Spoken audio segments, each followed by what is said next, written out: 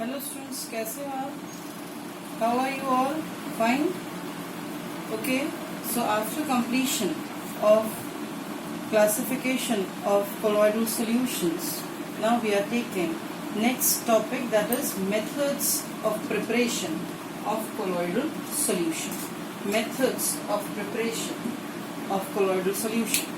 As you are knowing that two types of colloidal solutions are there, lyophilic and lyophobic, on the basis of interaction between disperse phase and dispersion medium. If disperse phase and dispersion medium are getting mixed together nicely, readily, they form lyophilic. But if some special methods are adopted for making disperse phase getting mixed into dispersion medium, they are called lyophobic colloidal solution. Here, lyophilic colloidal solution can be prepared just by mixing disperse phase and dispersion medium together. No efforts are taken for the preparation of these type of lyophilic colloidal solution. But for the preparation of lyophobic colloidal solution, some special methods are required, and that method can be divided into two categories. One are chemical methods for the preparation, and the second methods are dispersion methods. We will take each of the method one by one. Firstly, if I am taking chemical methods are those methods in which chemical reaction is taking place between some reactants which result in the formation of colloidal substance as a product. So that reactions we are taking, first is hydrolysis of salts. Many salts on hydrolysis forms colloidal solution, gives colloidal solution, like hydrolysis of FeCl3. When FeCl3 is hydrolyzed, it gives iron hydroxide, FeOH whole thrice, along with HCl. So this FeOH whole thrice which we are getting is colloidal solution, ferric hydroxide. Secondly, aluminium chloride I am taking on hydrolysis, that is again giving aluminium hydroxide. This is again a colloidal solution. So this is hydrolysis of salts. Next method I am taking after hydrolysis is by oxidation. Oxidation methods. Obviously, these oxidation methods will be done in presence of some oxidizing agents, like Br2 is an oxidizing agent, bromine water oxidizes, acts as oxidizing agent, SO2 acts like oxidizing agent, HNO3 also acts like oxidizing agent. So if I am taking these oxidizing agents with same H2S, hydrogen sulfide gas, that H2S when treated with Br2 giving HBr, and we are getting colloidal solution of sulfur here. Oxidation is taking place, you can check out students, -2 oxidation state, and here we are getting 0. So loss of electron is taking place, that means oxidation is taking place. Okay students, so oxidation of H2S. Here also oxidation of H2S, but oxidizing agent here is SO2. If you remember students, SO2 can act as oxidizing as well as reducing agent. Here it is acting like oxidizing agent, and it is oxidizing this H2S into sulfur, colloidal sulfur. Same is the case with HNO3. Again it is acting like oxidizing agent. It again oxidizes H2S into colloidal sulfur. So these are the oxidation processes for the preparation of colloidal solution. Next I am taking is by the reduction method. Reduction method, mainly colloidal solutions of metals are prepared by reduction method, like the colloidal solution of gold, silver, platinum. These colloidal solutions can be prepared by the process of reduction. Here I am taking these reduction processes, and that will take place in presence of some reducing agent. Like in oxidation, Oxidizing agents were required. In reduction, obviously reducing agents will be required. SnCl2 is a good reducing agent. NH2NH2, what is it? Hydrazine. You should remember the name. Hydrazine, NH2NH2, SnCl2, stannous chloride. So what is happening here? AuCl3, salt of gold, when getting reduced in presence of reducing agent, it is forming colloidal gold. In this, we are getting colloidal solution of gold here, along with the formation of SnCl4. This is a reducing agent, it itself is getting oxidized. Okay, students? Similarly, AuCl3, if reacting with some other reducing agent like hydrazine, again we are getting gold. Reduction is taking place and we are getting colloidal gold, colloidal solution of gold. Next method, that is the last chemical method we are taking, is double decomposition. Double decomposition. Decomposition is taking place twice. Both of the substances are breaking down and mutual exchange of ions is taking place here.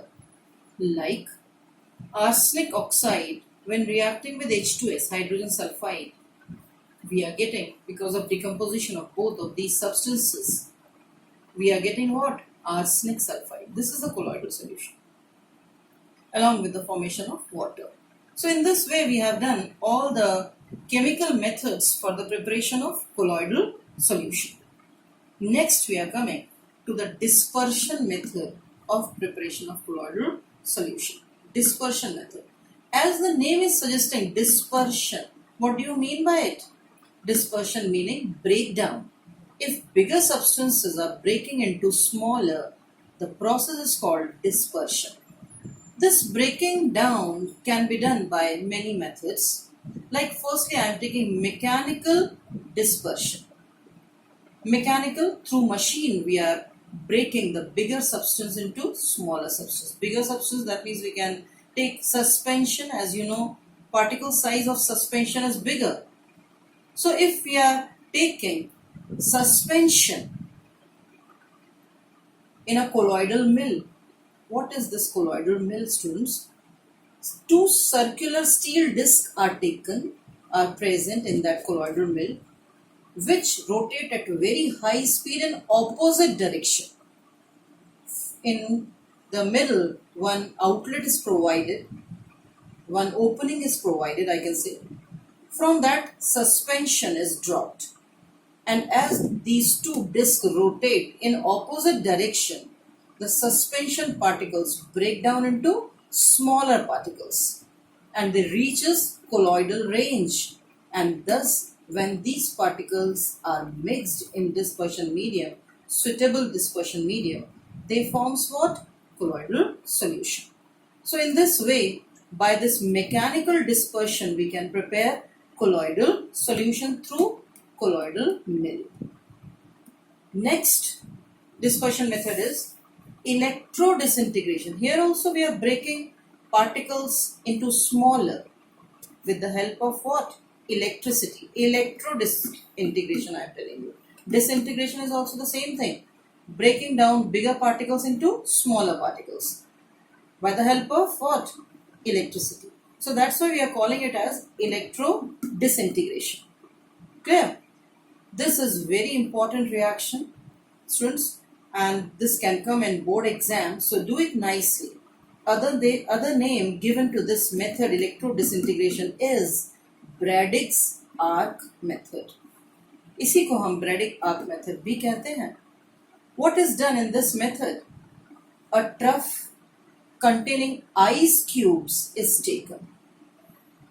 In that, another trough is taken which is filled with water. Here water is present. In the outer trough, ice cubes are present. In the inner trough, what is there? Water is there. This water which is present in the inner trough will become ice cool. It becomes ice cool. Why? Because it is kept in ice bath. This is called ice bath. Okay. In this water, in the inner trough, we are inserting two electrodes, two metallic rods are there, which are connected with the electricity.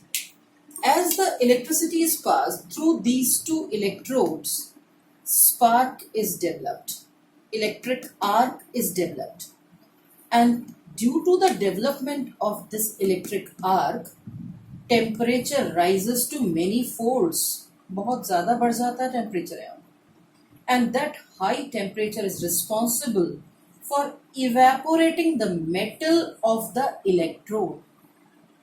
जिससे electrode बनी हुई है वो वाला metal due to the development of very high temperature start evaporating. As the metal vapors rises, they readily get condensed because of ice cool water, and they after condensation they get mixed with water in the inner trough, so that vapors of metals when dissolved in this water forms what? Colloidal solution of metal. So metal colloidal solutions are mainly prepared by Bragg arc method or Electro Disintegration method. Metal salts of gold, silver, platinum are usually prepared by this method. Next method in dispersion method I am taking is peptization. Again, I am putting star here, student. That means this topic is again very important. What is this? You should know firstly that fresh PPT, fresh precipitate, when mixed with some dispersion medium, having some small amount of electrolyte gives colloidal solution. So freshly prepared precipitate when mixed with what? Dispersion medium in presence of what? Small electrolyte is giving what? Colloidal solution. This is called peptization. Or simple words I am taking, converting freshly prepared PPT into colloidal solution in presence of electrolytes. And the electrolytes which are present, which are responsible for converting PPT into colloidal solution, are called peptizing agents. Peptizing agents. Here I am giving you an example again, students. Like I am taking freshly prepared PPT of FeOH whole thrice. FeOH whole thrice PPT I am taking OH whole thrice. FeOH whole thrice. Freshly prepared iron hydroxide precipitate we are taking. These are the precipitate particles. When FeCl3 electrolyte is added into this, these precipitate particles absorb any one ion from the electrolyte. This is called preferential adsorption. Preferential adsorption of which ion will take place from the electrolyte, because this electrolyte is having positive as well as negative charge. So remember, students, the charge which is common or ion which is common to the precipitate get adsorbed on the precipitate particle. Precipitate is of iron hydroxide and the electrolyte is iron chloride. So what is common? Iron is common in these two. Iron is common. So iron particles, iron is positive. So positively charged particles get adsorbed on all precipitate particle. And now what will happen? These positive charge will repel each other, and the precipitated particles which were previously together to form lump now get separated from each other and acquire which form? Colloidal solution form. So this precipitate is now getting scattered into colloidal solution with the help of what? Peptizing agent. What is peptizing agent here? FeCl3. So what is peptization? Converting PPT into colloidal solution with the help of small amount of electrolytes. Electrolytes, why they are required? So that this electrostatic repulsion will take place and the two precipitate particles get separated from each other and they give rise to colloidal solution. So in this way, students, today we have done the methods of preparation of colloidal solution. Both of the methods, chemical as well as the dispersion methods. So for today, this much is there. I will be giving you next lecture tomorrow, students. Are you doing all the notes in your copy? Do it nicely, students, because I am just taking firstly theoretical chapters. So prepare it nicely. Thank you.